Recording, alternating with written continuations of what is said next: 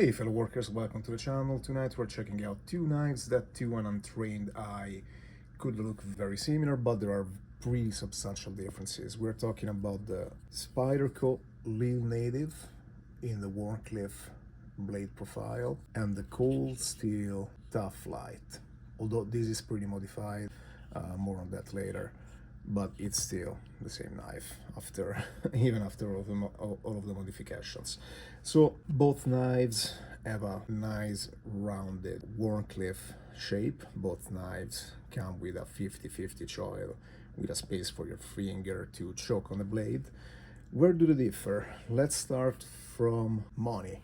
Money wise, at the moment you can get the Cold Steel for $16.99 at Midway USA versus the Spyderco retails at $165. So this is 10 times more expensive than this. I would say that's an easy win for the Tuff Lite. Materials, well, of course this is gonna be totally different.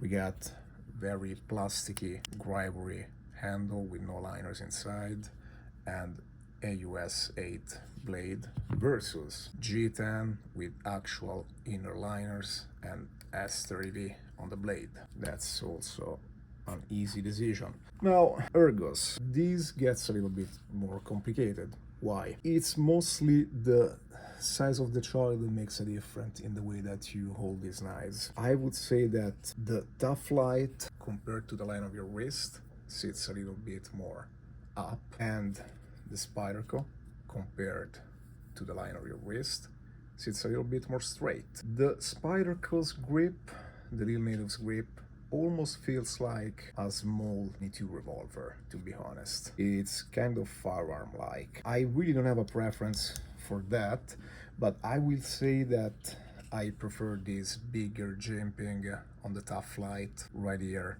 as opposed to this smaller jimping on the back of the liners on the Spyderco. At the same time, when you use them for a bunch, like you're carrying a bunch of cardboard or rope or bags or whatever it is, these handles, if you're not wearing gloves, will be a little bit of a hot spot after a couple minutes that you're working.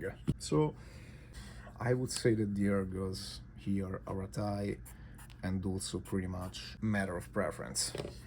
Carry. Well, like I said before, this guy is pretty modified. Originally, the Tuff Lite only comes with tip down clip, and you can put one on either side. I did this mod, like, it's a bit dirty, but I managed to put a wire clip on the butt. The good thing about this knife though is that the triad lock is ambidextrous, so you can open and close easily with either end.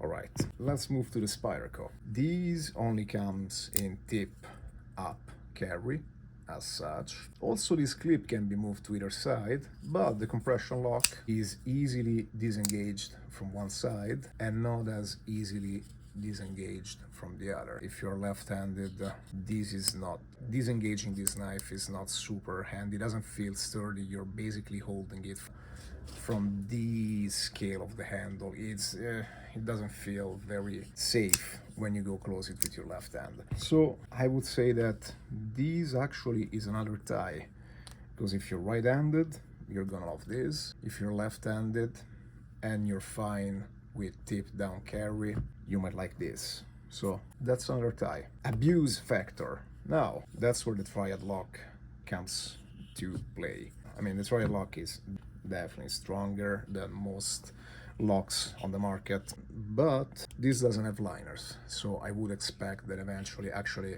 it's already doing it, there is a little tiny bit of up down blade play like this, because it doesn't have liners. If these had liners, it would be a mini tank. On the other side, we got this that feels thinner at the tip, although it really isn't.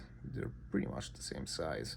I also didn't mention these also had a crowned wedge.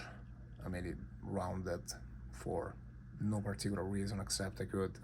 Originally, all of this rounding over here would be flat like that, okay? So this has been changed. So abuse-wise, I was saying abuse. This lock can take more abuse, and being a $17 knife, I would abuse this anytime. rather than the more expensive Spyderco. So abuse goes to the Tuff Lite. Now, cutting. This is interesting. So, of course, you can kind of, let me clean this edge a little bit with my shirt. There we go. You can tell that there is a little bit of hollow grind here going on. It's not the most hollow grind I've ever seen in my life, but it is an hollow grind nonetheless. All right. This might make you think that this is actually a great slicer, which it is, but it's not better than this one because this flat grind goes all the way back to the spine. So they're not much different in that regard. Like if you see them from here, the profile is really similar. But however, the Cold Steel has this damn choil that, I don't know if you can tell, but I tried to sharpen the choil. I saw this from Outdoor 55, did that, and I saw it, yeah, that's actually a good idea. So I tried to do that too, and it kind of works, but still, this choil snags into stuff like crazy. You will be cutting something, and the moment that choil gets to the material, it snags. Which I'm okay with sharpening choils, but on blades that are this small, I'd rather have as much edge as I can. That doesn't happen with the Spyderco, with the Lil Native. You keep cutting, and once it gets to the end of the edge, it stays there. There's nothing to snag. So also, S30V has a way better edge retention than the AUS 8. So cutting goes to the Lil Native, hands down. Locking mechanism. This kind of goes with the carry. Locking mechanism at this point, you know, like it's not like you're gonna do batoning or anything super crazy with either of these knives, right?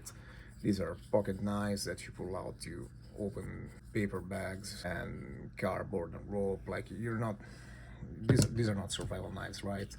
So this lock is definitely stronger than this, but do you care for what you're gonna do with these knives? You know, if they were bigger knives, if you were talking, I don't know, maybe the size-wise, if you were talking Recon 1 from Cold Steel versus Shaman from Spyderco, then in that case I would say Triad is better, because for that kind of knife that is gonna do those kind of things, you want the Triad. But for these kinds of knives, especially because it happens a lot that you are cutting into something, then you can close the knife very quick, do some other work while you still hold the knife in your hand, open it again, cut something else, right?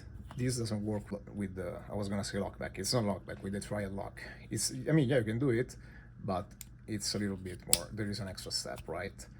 You have to flick and close. So overall, as much as I like the Triad lock, the locking mechanism award goes to the Lil Native. Now, deploying, I'll tell you what, they're very similar. These, having the constant friction from the lock bar, you see how it comes out as the blade comes out, the lock bar or lock spring comes out too. So this gives you a pretty nice feedback that is pretty smooth, even though this runs on Teflon washers, but you get a pretty nice feedback opening this when you slow roll. It doesn't really thumb flicks, but you can reverse flick. This, it's very smooth, very light when you open it. It's very fast when you flick it, both middle finger and thumb. And it's fun to flick just by pushing on the compression lock. So me personally, I like knives that have a nice slow roll,